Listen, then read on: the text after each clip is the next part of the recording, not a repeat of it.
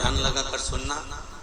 हरतालिका तीज शिव महापुराण की कथा ही नहीं, आप जो तीज करते हो, हरियाली करो चाहे सातुड़ी करो, उस तीज की महत्वता क्या है, इस हिंगोली की शिव महापुराण की कथा में अपने को समझना है कि उसकी मूल तत्वता, उसकी महत्वता है क्या, उसका महत्व क्या।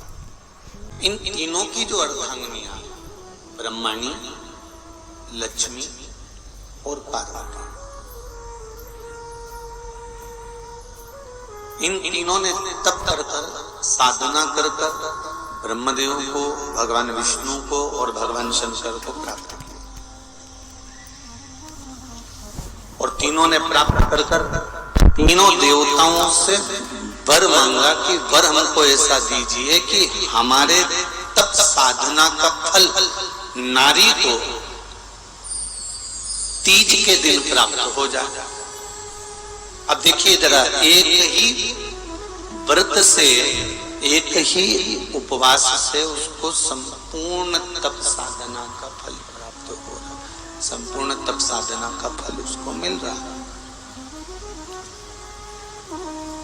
मात्र एक व्रत से, केवल एक व्रत कर रहे हैं और संपूर्ण तप साधना का फल उसको प्राप्त हो रहा है। ऐसा कोई व्रत, ऐसी कोई साधना, ऐसा कोई शंभो शरण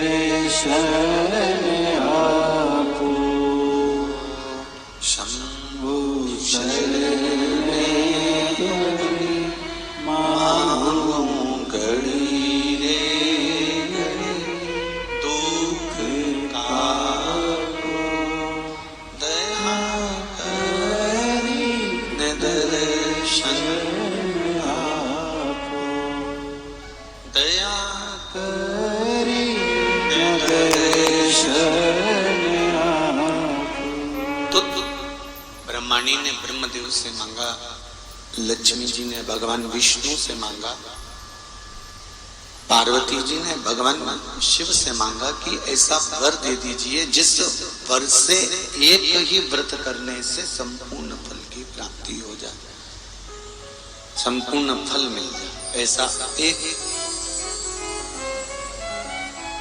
व्रत का फल दे दीजिए, मात्र एक व्रत का। अब देखिए, हरियाली तीज करने वाली माताएं थोड़ा ध्यान से सुनना।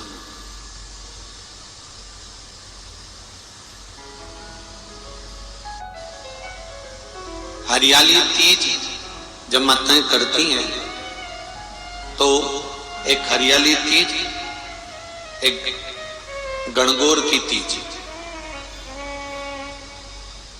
ये दो तीज के व्रत ऐसे होते हैं जिसमें जब माताएं करती हैं तो उस समय पर उमा, ब्रह्मणी और लक्ष्मी, इन तीनों की आराधना का फल उसको केवल एक व्रत से प्राप्त हो जाता। अब देखिए दूसरा, सातुड़ी तीज।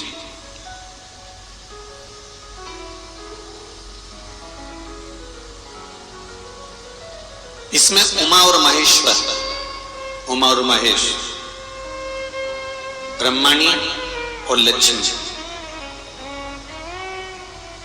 इन चार के व्रत तप का फल एक साथ सातुड़ी तीज के दिन प्राप्त हो जाता।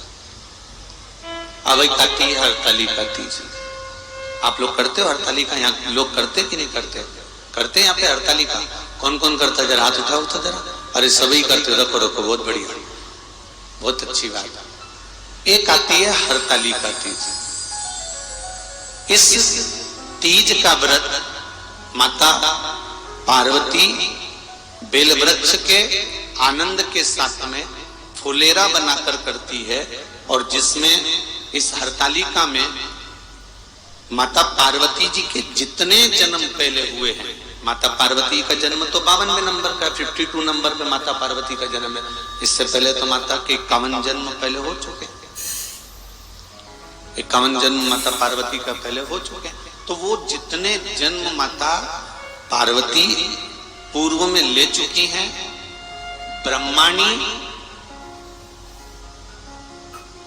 जितनी बार ब्रह्मदेव के साथ में विराजमान हो चुकी हैं, इंद्राणी जितनी बार इंद्र के साथ विराजमान हो चुकी हैं, और लक्ष्मी चाहे वो राधा के रूप में हो, चाहे वो रुक्मिणी के रूप में हो, चाहे वो सत्यभामा के रूप में हो, चाहे वो यमुना के रूप में हो, चाहे वो गंगा के रूप में हो, जितनी बार माता लक्ष्मी ने रूप धारण करे हैं वो सब रूप में, और माता पार्वती अपने सारे रूप में, ब्रह्मणी अपने सारे रूप में, लक्ष्मी अपने सारे रूप में इस हड़तालिका तीज के व्रत को करने के लिए आतुर रहती हैं। और इस व्रत को कर कर एक दिन में ही संपूर्ण विश्व का जितना तप है, साधना है, उपवास है, सबका फल एक साथ एकत्रित कर लेती हैं केवल एक व्रत में, हड़तालिका तीज। अब एक बात ध्यान से सुनिएगा, सारे व्रत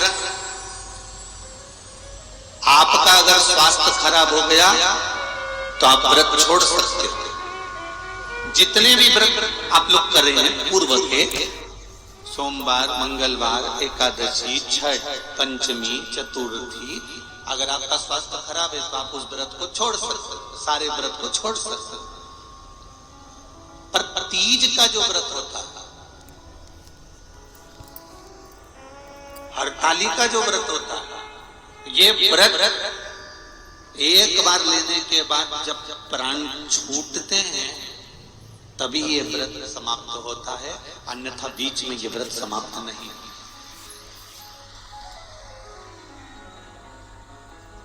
ये व्रत समाप्त होता ही नहीं।